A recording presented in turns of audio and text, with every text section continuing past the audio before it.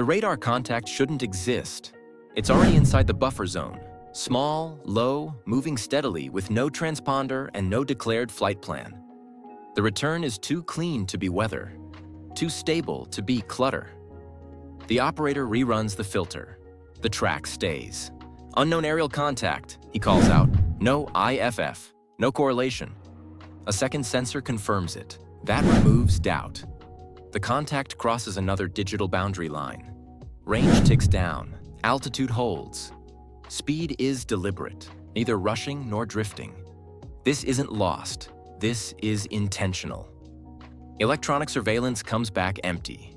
No control link, no emissions, nothing to follow back to an operator. The object adjusts its heading by 2 degrees, correcting. The shift tightens the room. Contact is maneuvering, someone says. The commander steps forward, eyes on the plot. How long until it reaches the inner exclusion line? 3 minutes, maybe less if it accelerates. The drone drops altitude. That cuts the window in half. Authorize intercept, the commander says.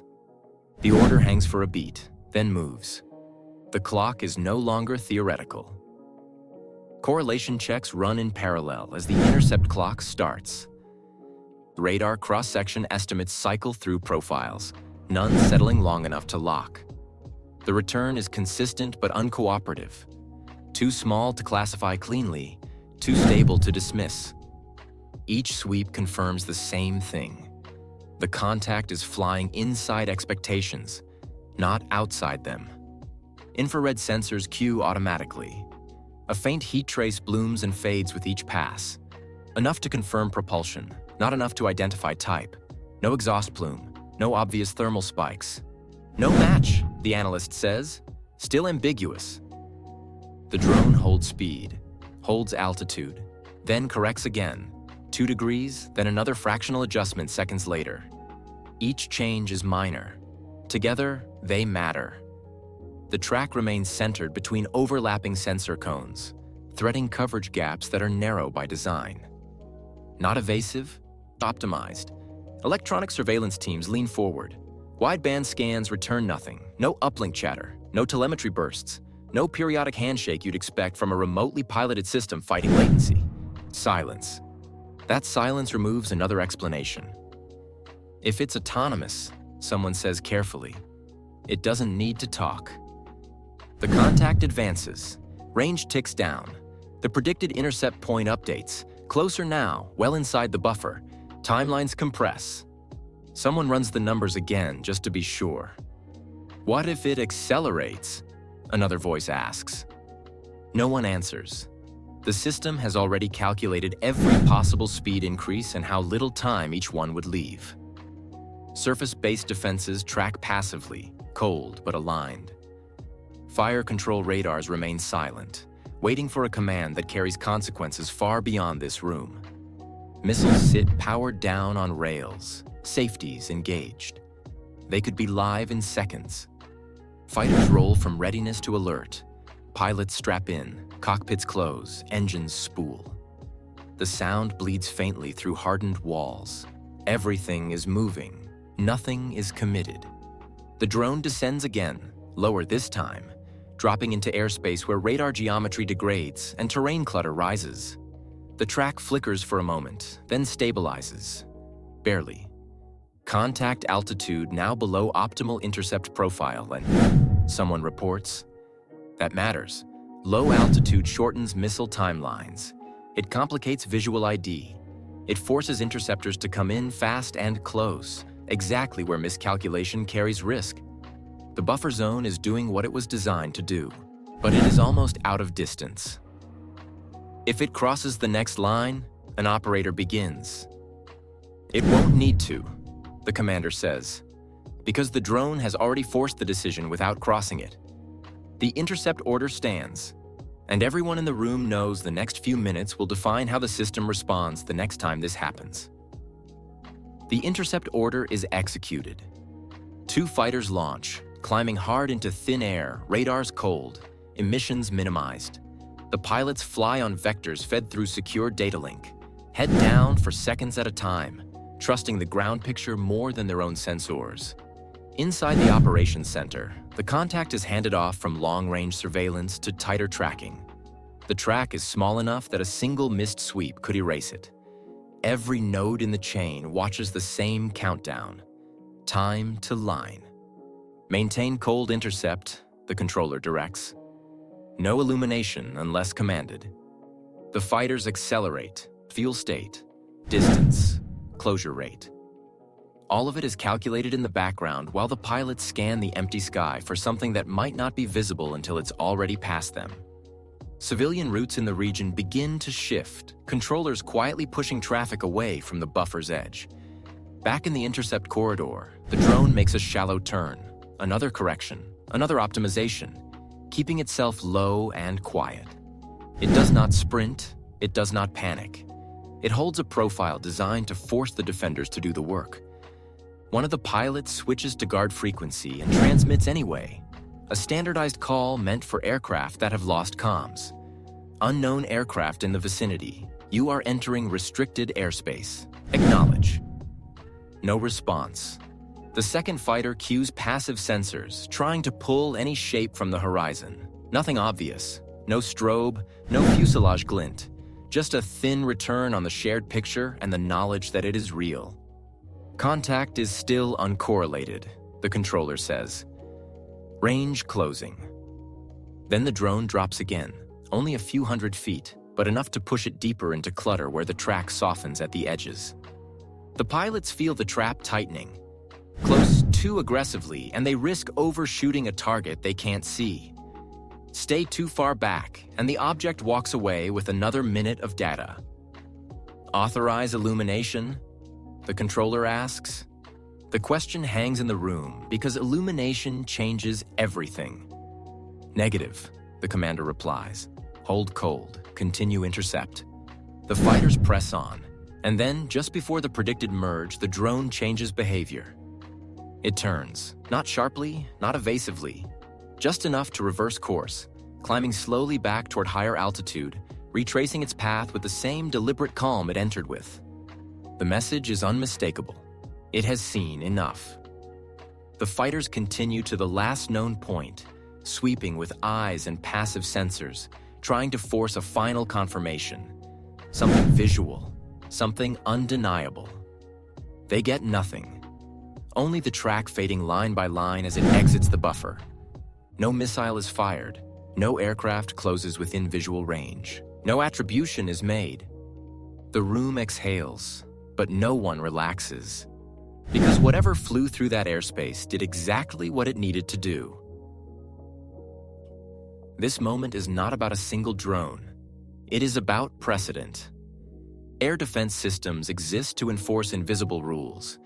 Rules about who can be where, when, and under what authority.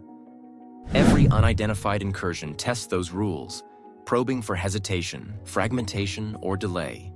If this object passes unchallenged, it becomes data. Proof that small, low-cost platforms can penetrate high-end defenses without immediate consequence. If it is destroyed prematurely, it becomes a message, but also a risk. Wreckage can reveal sensor capabilities, engagement envelopes, even the decision thresholds of an alliance that prefers restraint until the last possible moment. Modern airspace is no longer dominated solely by fast jets and ballistic missiles. It is crowded by platforms designed to live in gray zones, too small to justify war, too provocative to ignore. This is where escalation hides. Not in explosions, but in decisions made under incomplete information. Because incomplete information forces defenders into two bad options: shoot early and hand an adversary a narrative, or hold fire and let probing become routine. Either way, the cost is paid. Not only in readiness hours and fuel, but in the widening operational footprint required to keep airspace credible. Every scramble is stress on crews. Every diversion is stress on civil aviation. Every public no comment is stress on political cohesion. The longer the drone flies, the more intelligence it gathers, not necessarily through sensors on board, but through observation of responses. radar activations, fighter launches, communication patterns, rerouted traffic, and which assets are moved where. The system is being watched, and the watchers may not be anywhere near the airspace itself. The danger of this intrusion lies in its asymmetry. A drone like this costs little compared to the infrastructure tracking it. It risks no pilot, no flag-draped consequences, no immediate retaliation if lost. Yet it forces an alliance-level decision every minute it remains airborne. That imbalance is strategic. It shifts pressure upward, from operators to commanders, from commanders to political authorities, from regional commands to alliance consensus. And alliances move slower than machines. Each unidentified incursion creates a record, a pattern. Over time, those patterns shape posture and tolerance. They define what is normal. Today, it is 1 drone in a buffer zone. Tomorrow, it is 2, then 5. Then coordinated entries from multiple vectors, each one small enough to be dismissed on its own, together large enough to stretch coverage until gaps become inevitable. That is the real objective. Not to win an air battle. To create a condition where the defender is always responding and the intruder is always choosing. Even if the intruder loses 1 drone, the intruder learns from the loss. What held the track? What didn't? How fast fighters launched? How long decisions took? And if no one claims it, punishment becomes messy. That is why ambiguity is the weapon. It forces restraint, debate, delay. At that point, the system is no longer reacting to threats. It is reacting to tests. The true consequence is not whether this drone survives. It is whether airspace control itself becomes negotiable. What makes this incursion dangerous is not that it forced a confrontation. It's that it didn't need to. The drone never crossed the final engagement line. It never triggered a missile launch or a visual merge. It never produced wreckage that demanded attribution or retaliation. And because of that, it leaves behind something far more valuable to whoever sent it. A clean run. From the moment it entered the buffer zone, the defense network behaved exactly as designed. Sensors activated, tracks were correlated, fighters were launched, authorities were consulted. Every step was measured, disciplined, and restrained, and every step was observed. Timelines were exposed without being challenged. Intercept geometry was tested without being violated. Decision thresholds were approached closely enough to be felt, but not crossed. That boundary, where action becomes unavoidable, was mapped with precision. That knowledge compounds. The next intrusion does not need to repeat this one. It can arrive from a different vector, at a different altitude, during a different readiness cycle. Each variation pressures a new seam in the system. Over time, those seams outline themselves. This is how saturation begins. Not through mass, but through familiarity. When operators begin to recognize the pattern, when commanders begin to anticipate the test, when restraint becomes habit instead of judgment. At that point, the defender is no longer enforcing control, it is negotiating it. And negotiation inside defended airspace, contact by contact, decision by decision, is a failure condition, even if no shot is ever fired. This is the future of airspace conflict, not massed formations, not surprise barrages, but single, ambiguous intrusions designed to extract information without triggering retaliation. Air defense doctrine was built around certainty. Known aircraft, known threats, known thresholds. Drones like this exist to erase those certainties. They force systems to choose between overreaction and erosion. Going forward, NATO and similar alliances face a doctrinal pivot. Airspace integrity can no longer rely solely on detection and denial. It must incorporate signaling, graduated response, and rapid attribution under uncertainty. That means faster decision loops, clearer engagement ladders, and acceptance that not every incursion will end in destruction, but every one will be contested. Because the moment unidentified drones are allowed to operate freely in controlled airspace, control itself becomes an illusion. And once that illusion breaks, rebuilding it costs far more than stopping a single drone ever would. The next contact will come. The only question is whether the system will be ready to meet it faster, or whether the clock will start ticking all over again.